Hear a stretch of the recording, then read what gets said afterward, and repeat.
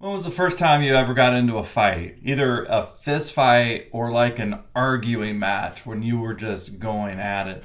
Eighth grade, Rosemore Junior High School, the science class, I forget the teacher's name, Dean Bice.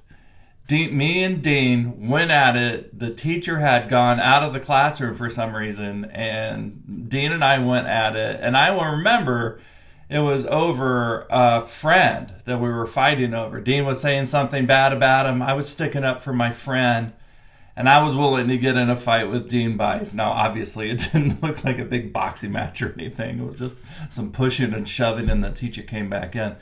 But I was willing to get in trouble. I was willing to get hurt. I was willing to take a punch for a friend of mine. And the funny thing is, we quickly made up, just like you do in eighth grade. And Dean and I were friends afterwards. But I was willing to take a punch for a friend of mine. And this passage that you're looking at today in Colossians at the end of the first chapter is exactly Paul saying that. It is autobiographical in the sense that Paul talks about, I am willing to suffer for you to be presented fully mature in Christ. And the implication then is that we then ought to be willing to suffer to help our friends not just become Christians, but to become fully mature in Christ. So I really want you to think about that.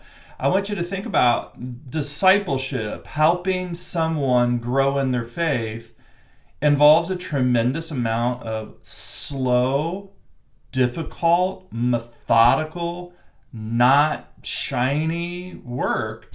It requires a lot of pain on our part, our willingness to suffer so that someone else can become fully mature in Christ. So as you dig into this passage, the thing that I want you to be thinking about is this. When you are having conversations with people, when you lock eyes with people, when you talk to people on the phone, yeah, you're willing to stick up for them.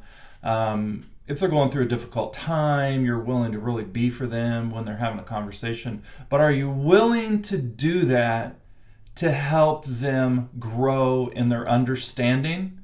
And as Paul talks about, to be firm and grounded in their faith, are you willing to do that for another person for Jesus?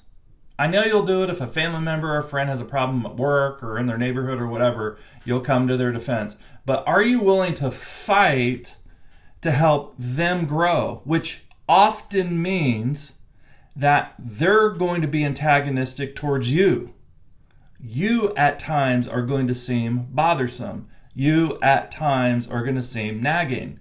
You at times are going to seem like a broken record that plays over and over and over again about how we need to focus, we need to grow, and we need to mature. Are you willing to do that for a friend? Are you willing to do that for two? Are you willing to do that for three? Because that's what discipleship is. It's one person being willing to suffer for another one. I love all the feedback I'm getting about the series. I love the conversations that I'm hearing about in groups. Keep it up. Dig in. Be authentic. Love you guys. Take care.